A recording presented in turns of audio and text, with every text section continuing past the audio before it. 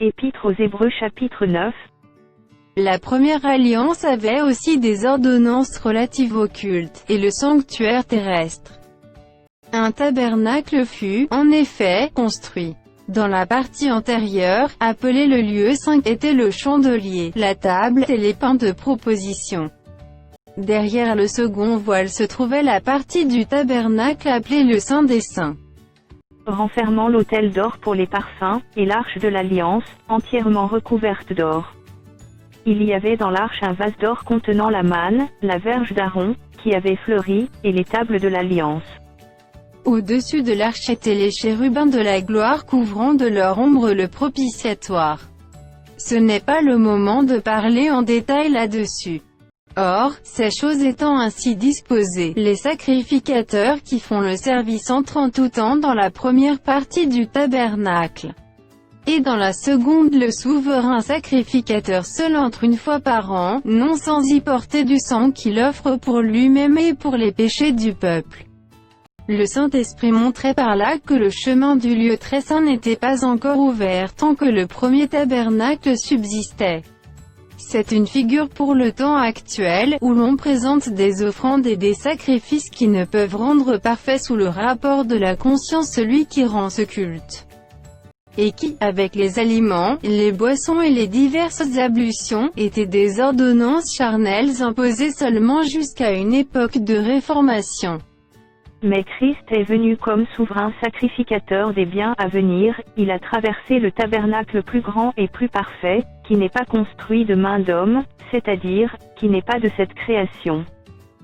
Et il est entré une fois pour toutes dans le lieu très saint, non avec le sang des boucs et des veaux, mais avec son propre sang, ayant obtenu une rédemption éternelle. Car si le sang des taureaux et des boucs, et la cendre d'une vache, répandue sur ceux qui sont souillés, sanctifie et procure la pureté de la chair, combien plus le sang de Christ, qui, par un esprit éternel, s'est offert lui-même sans tache à Dieu, purifiera-t-il votre conscience des œuvres mortes, afin que vous serviez le Dieu vivant. Et c'est pour cela qu'il est le médiateur d'une nouvelle alliance, afin que, la mort étant intervenue pour le rachat des transgressions commises sous la première alliance, ceux qui ont été appelés reçoivent l'héritage éternel qui leur a été promis. Car là où il y a un testament, il est nécessaire que la mort du testateur soit constatée. Un testament, en effet, n'est valable qu'en cas de mort puisqu'il n'a aucune force tant que le testateur vit.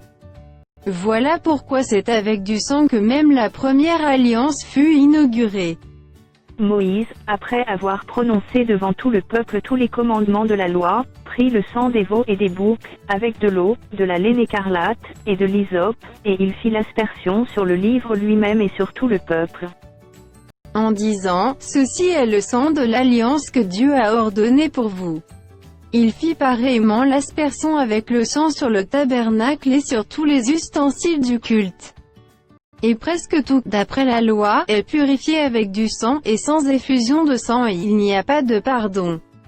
Il était donc nécessaire, puisque les images des choses qui sont dans les cieux devaient être purifiées de cette manière, que les choses célestes elles-mêmes le fussent par des sacrifices plus excellents que ceux-là. Car Christ n'est pas entré dans un sanctuaire fait de main d'homme, en imitation du véritable, mais il est entré dans le ciel même, afin de comparaître maintenant pour nous devant la face de Dieu. Et ce n'est pas pour s'offrir lui-même plusieurs fois qu'il y est entré, comme le souverain sacrificateur entre chaque année dans le sanctuaire avec du sang étranger. Autrement, il aurait fallu qu'il eût souffert plusieurs fois depuis la création du monde, tandis que maintenant, à la fin des siècles, il a paru une seule fois pour abolir le péché par son sacrifice. Et comme il est réservé aux hommes de mourir une seule fois, après quoi vient le jugement.